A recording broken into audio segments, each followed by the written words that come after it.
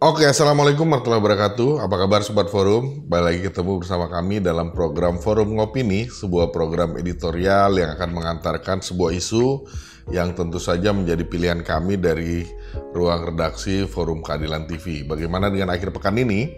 Akhir pekan ini kami memilih terkait isu yang belakangan ramai diperbincangkan di media maupun di masyarakat terkait uang kuliah tunggal atau UKT. Komisi 10 DPR RI menggelar rapat kerja atau raker bersama dengan Menteri Pendidikan, Kebudayaan, Riset, dan Teknologi atau Mendikbudristek Nadiem Anwar Makarim di Kompleks Parlemen Jakarta pada Selasa 21 Mei 2024. Raker tersebut membahas beberapa hal, yakni seputar kebijakan pengelolaan anggaran pendidikan bagi perguruan tinggi negeri serta mengenai Kartu Indonesia Pintar atau KIP kuliah dan uang kuliah tunggal atau UKT.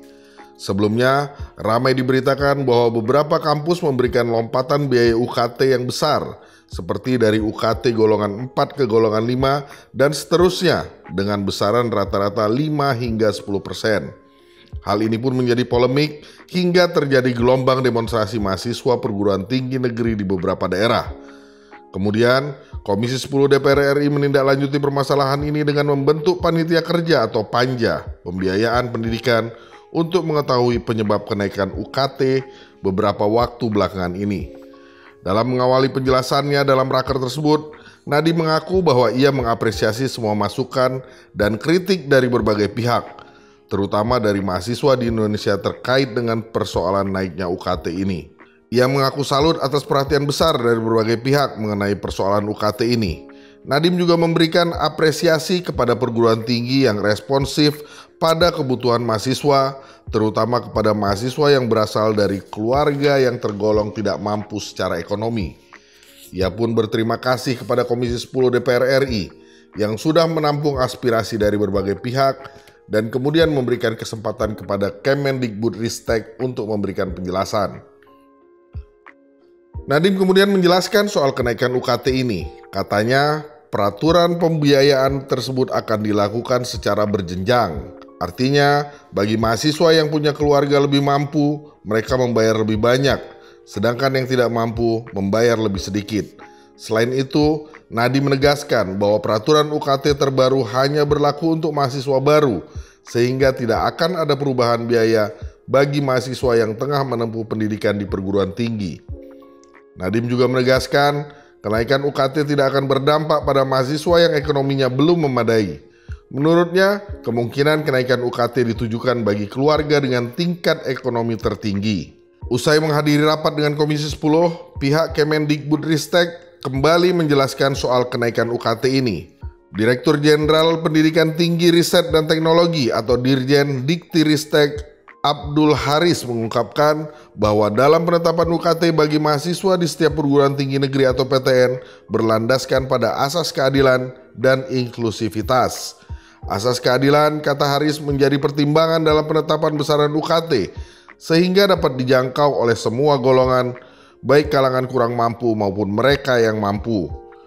Menurut Haris, pasal 6 dalam peraturan Mendikbudristek nomor 2 tahun 2024 tentang standar biaya operasional pendidikan tinggi atau SBOPT pada PTN di lingkungan Kemendikbudristek sudah diatur bahwa besaran UKT sebesar Rp500.000 bagi UKT kelas 1 dan Rp1.000.000 untuk kelas 2. Maka menurut perhitungannya, biaya Rp500.000 untuk 1 semester atau 6 bulan masih dapat dijangkau dengan sejumlah Rp89.000 per bulannya. Namun Haris juga meminta agar para mahasiswa yang berangkat dari latar belakang keluarga mampu untuk mengisi ruang UKT yang berjenjang. Kemudian, soal inklusivitas, Haris mengatakan bahwa penetapan UKT di PTN dapat dijangkau oleh semua kalangan sehingga UKT tidak menjadi acuan penerimaan mahasiswa baru. Haris menjelaskan soal penetapan UKT ditentukan setelah para mahasiswa diterima. Menurutnya, hal tersebut dilakukan agar tidak dijadikan landasan oleh PTN dalam penerimaan mahasiswa. Haris mengaku bahwa pihaknya terus berkoordinasi secara intensif dengan PTN, termasuk dengan Majelis Rektor Perguruan Tinggi Negeri atau MRPTN dalam perkara UKT. Menurutnya, MRPTN juga sudah mengeluarkan keputusan bahwa tidak akan ada kenaikan UKT bagi mahasiswa. Hal itu untuk menjamin agar siapapun dapat mengakses pendidikan di PTN. Sebelumnya, DPR RI telah meminta agar Permendikbudristek nomor 2 tahun 2024 dicabut sebelum penerimaan mahasiswa baru, terutama tentang batasan atas biaya UKT dan iuran pengembangan institusi atau IPI. Hal ini diungkapkan oleh Wakil Ketua Komisi 10 Dede Yusuf dalam rapat Komisi 10. Selain Dede, Ketua Komisi 10 DPR RI Saiful Huda juga mengatakan bahwa kenaikan UKT membuat mahasiswa dan orang tua mahasiswa menjerit. Sebab menurut dia, mahasiswa tidak hanya membayar UKT, melainkan banyak sumbangan di organisasi dan lainnya. Di sisi lain, kata Saiful, pemerintah sudah menganggarkan sebanyak 20% atau sebesar 665 triliun rupiah dari anggaran pendapatan dan belanja negara atau APBN untuk pendidikan. Ia pun merasa heran ketika komponen biaya pendidikan dari peserta didik kian hari kian meroket. Padahal alokasi anggaran pendidikan dari APBN relatif cukup besar. Dia berkilah bahwa Permendikbud tersebut sudah berpihak kepada mahasiswa. Justru menurut Haris, Kemendikbudristek akan mengevaluasi terkait pelaksanaan dan Permendikbud tersebut untuk mengetahui duduk perkara ramainya penolakan UKT oleh para mahasiswa. Dede Yusuf pun kembali menanggapi soal ramainya isu ini. Dede Yusuf di gedung DPR RI Senayan, Jakarta Pusat pada Selasa 21 Mei menilai bahwa Kemendikbudristek terlambat dalam menanggapi sengkarutnya kenaikan UKT ini. Menurut Dede, seharusnya Kemendikbudristek segera menanggapi dengan mencabut serta merevisi Permendikbudristek nomor 2 tahun 2024 yang dianggap menjadi dalang kenaikan UKT ini, terutama terkait dengan biaya atas golongan 4 hingga 12 yang melonjak tiba-tiba, bahkan ada beberapa yang naik hingga ratusan juta.